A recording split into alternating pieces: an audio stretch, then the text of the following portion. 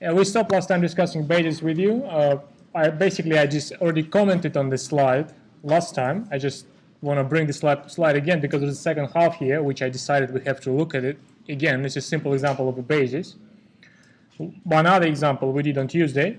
So that's what we call basis. It's basically on this slide. I opened the slide for you. I showed the slide to you on Tuesday. I already made uploads together with the comments on this slide. So basis effectively that's the set of vectors. It's a set of vectors in a vector space which possesses two properties. It is linearly independent. It is set right here, and it is spanning. And for such set, we introduce the coordinates associated with that basis. So for any vector in the vector space, because the set, the original set B, is spanning, every vector will have a representation. For every vector, there will be n coefficients. If I collect this, and actually on the top of that, because of the first requirement, linearly independence, we know this representation will be unique, so there won't be any ambiguity in these coefficients.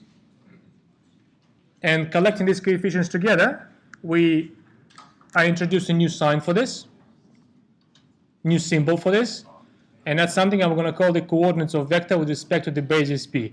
One example I showed you last time, how we define the coordinates of the vector. There is another example right on the slide, which is canonical example. It's a canonical of the, so if you take the vector space of n tuples, and as a B you take the set of the standard basis vectors. I know you're getting very excited when I dim the lights a little bit, right? Yeah? Yeah. Let's just dim it because it looks like it's not so. Do I have lighting? Yeah. So in the space of n tuples, if I take the set of n, standard basis vectors, we know that this set is linearly independent. We also know that this set is spanning, so this is a basis exactly in the sense of this definition. And if I take any other vector, A, with the components A1, A2, and AN in my n-tuple space, then we all know for such a vector, everything is alive there? Okay. We all know for such a vector, I can produce I can produce the representation like so. That's the components of my E1 vector.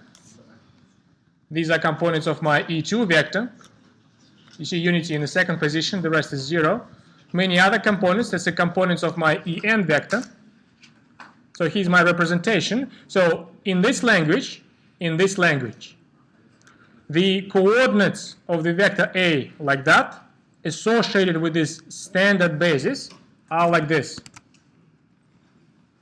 They're identical to the components of the vector A itself. It doesn't happen all the time like this. I showed you the other example 2 days ago where the coordinates were different. But with respect to the canonical basis, the coordinates, they coincide exactly with the components of the vector A itself.